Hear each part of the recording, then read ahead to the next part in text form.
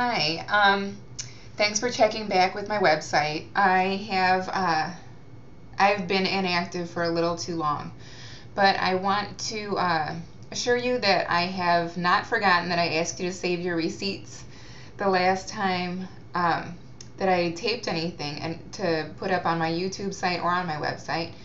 And why I think that is important as the first step is just to show so that you can get an idea of exactly what you're doing. Are you spending a lot more than you thought you were? Is it something that you should incorporate?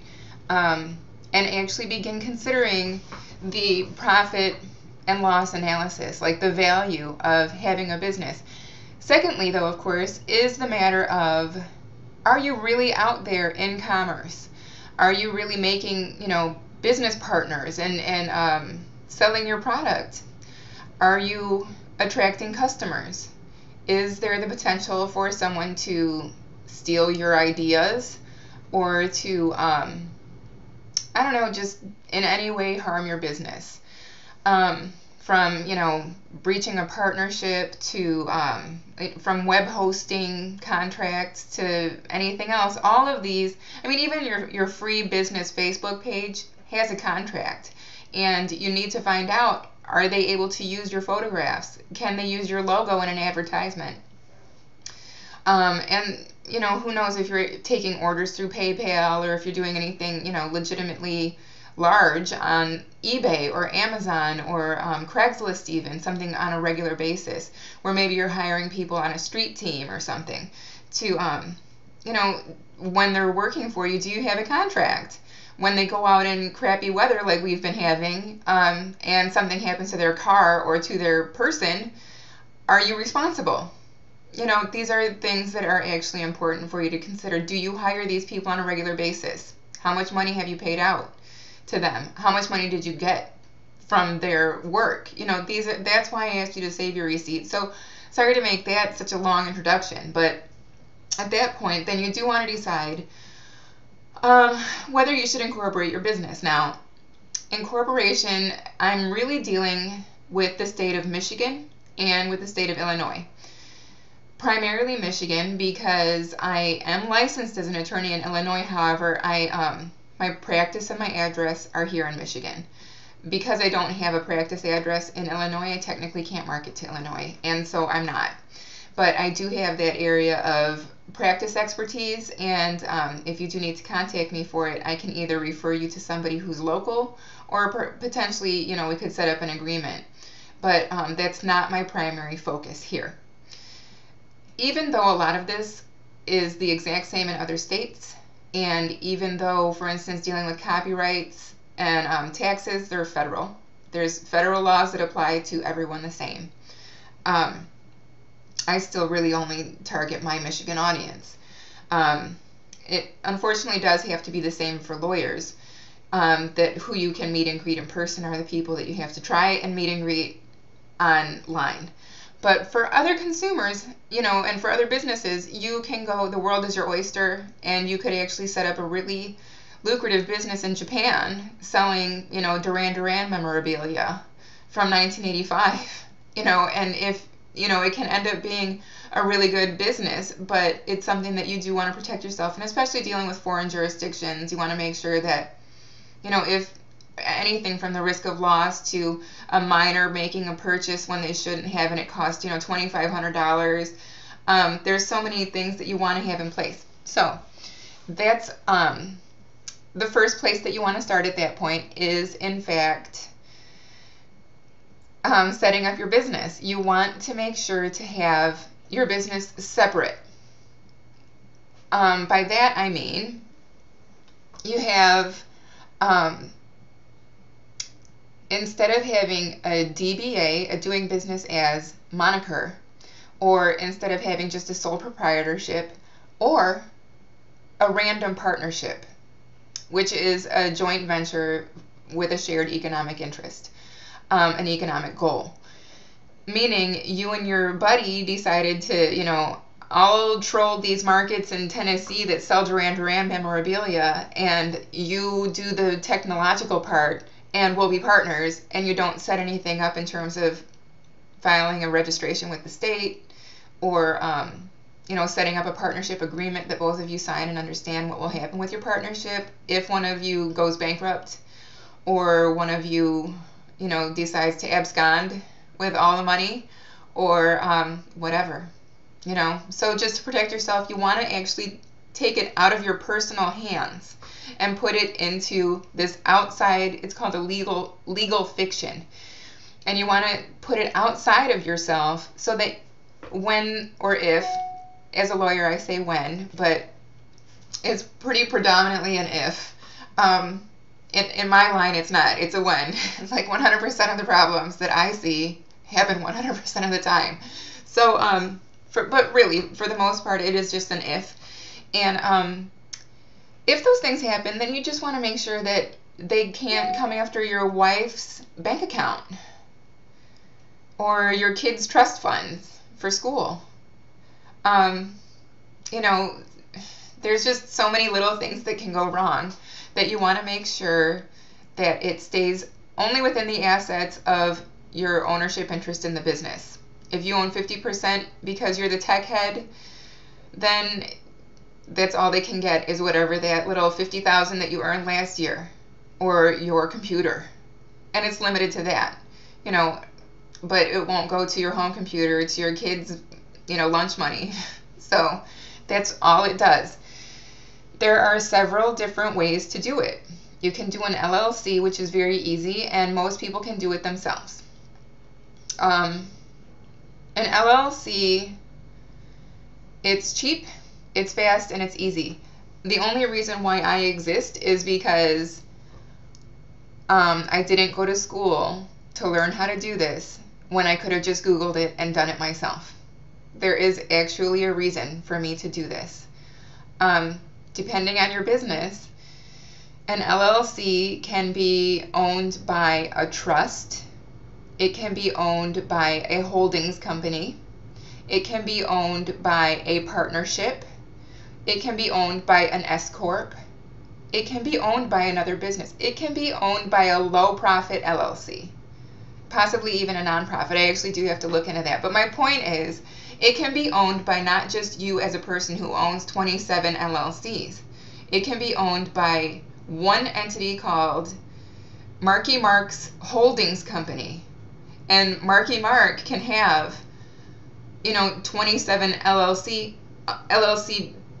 children companies or sister companies that it partners with.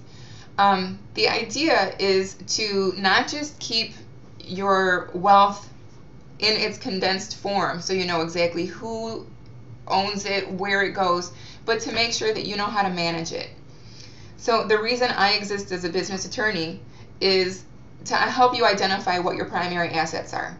This is actually a really complex topic, and I just don't advise people to run out and put their business in an LLC. I always suggest you contact an attorney, and preferably that you contact me. But the point is that most people won't. And just to protect yourself, bottom dollar, bottom line, is to get an LLC, and you can own it on your own or with another person or a group. My easiest solution is to have a trust own it. You have to have a trust in place. You have to have a trustee and an beneficiary decide whether it's revocable or irrevocable, and then to establish a holdings company out of that trust. That is, to me, the ideal complex formation, just because a trust can bring in as much money as you make. If you made $2 bajillion last year, but the trust only says feed out enough for expenditures, for expenses of your internet costs, your shipping costs, the inventory costs, etc., that $2,000 a month is all you're going to get. So your income for the company was not $2 bajillion, it was $2,000 a month, or $24,000 last year, and it all went to expenses, and you pay no taxes. That's why I exist. So, at any rate, since you don't know me and you don't want to call an attorney, set up your LLC how you do, in whatever way is the easiest for you, the quickest, the cheapest, to get it done and get yourself going to protect yourself. When you have a little bit of extra income, and by that I mean $500 to hire an attorney, then you call me. The reason why I'm so sarcastic about it is because it just doesn't cost that much to have someone. 100 sounds like a lot if you don't have any money. I had my house looked at, and they told me it required, $900 worth of work, and I was like, $900? Who has $900? So I sympathize with it 100% of the time. But the problem is, if you want your business to be set up in a way that promotes all of your income being held in reserve for you, so that you could retire in 10 years if you're good, you know what I mean, if your business is really lucrative, and that Duran Japanese business has just really taken off, that you can retire. You'll have something to retire on. That trust can be remodeled in 15 or 20 years to just give you distributions of $50,000 a year, and then you just pay taxes on $50,000 a year for the rest of your life, as long as that trust exists, as long as it's funded. That's all I'm saying. I mean, that's really it's super easy when you know it, but at any rate. So I prefer the LLCs. However, there are times when you want to follow, more formal procedures with boards, with record keeping, with complex tax problems, essentially accounting. And that, those are S Corps. And again, you want to avoid C Corps primarily because there's almost no real benefit tax-wise to having them. Tax-wise, the company gets taxed on its revenue, whatever its excessive profits are, and then the individuals get taxed on their income. The owners get taxed on their income as well. In an S Corp and an LLC, it's passed through taxation, so the company never gets taxed on its profits. And the individual owners and employees only get taxed. Nobody else does. So it sounds like it's obvious, and it is. Now, the reason when you would want to have an S Corp, it depends on what you want to do. If you want to have a more complex business plan that requires different partnerships, and you don't want to do a complex LLC formation with a holdings company, etc., then an S Corp is probably the best for you, because you can incorporate directors, executives, you can have all of, but you have to be paperwork happy. You have to want to be meticulous about keeping your paperwork in line. And not a lot of people want to do that right at first. All they want to do is concentrate on their business, and if they have enough extra to hire a bookkeeper, that's what they'll do. That's la land. It doesn't happen. The point is, most people, all they want to do is run their business. If it's a mechanic shop, they just want to be a mechanic and help people get their cars done right, fixed right, and do it, where they're trusted by people for a low price. They're local, they have a good, faithful customer base. That's all people want to do. They don't want to deal with paperwork. And unfortunately, even as an attorney, I didn't want to deal with paperwork. It's like I just want to go out here and be a lawyer. And then suddenly I have to, run my own business. That's what it is. And my own marketing. That's, some people do that for a living, and you just have to find those people who do it and be willing to pay them for it. So, long story short, there are 3 for-profit organizational entities that you want to consider. There's the C Corp, an S Corp, and an LLC. And the LLC is obviously the darling. It's very easy. There's no real procedural requirements, in subsequent years, whereas an LLC, it requires an annual filing of $75, that costs $75, and it requires you to update your registered agent and address, and that's it, just to make sure that the state knows who to contact in the event, they get a Better Business Bureau filing against you, and they know who to contact, or whatever, tax issues or whatever, they'll know where to go. And if you don't keep those filings current, unfortunately, people can take your name. Someone could take your name after 3 years if you don't keep those business filings up to date. So you want to keep those up to date. And an SSC, an S Corp is it requires much more. You actually have to keep records. You have to keep those records up to date, and you have to keep those records in a very concise way. Why? Is because when you are making a lot of money and you do have regular business operations with employees, and I don't mean just regular employees, I mean like key employees, executive employees. Like, I'm in Detroit, so I'm of course thinking of the big three. The auto industry, those are all S corps. They are not LLCs, and it's almost like visible, it's almost palpable why they would be S corps instead of LLCs. And the reason is because they need those procedures in place to prove who's doing what, how it's being handled every step of the way. An LLC doesn't require that.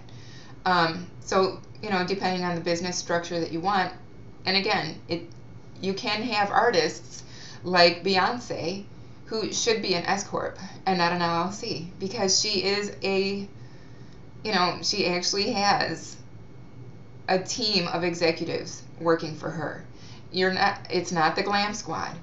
It's not her stylists or anything, not even her bodyguards, but actually a whole team under her, executive position or executive post as president of her company, who deal with how to manage her operations, her income, and her expenditures. She's that big, but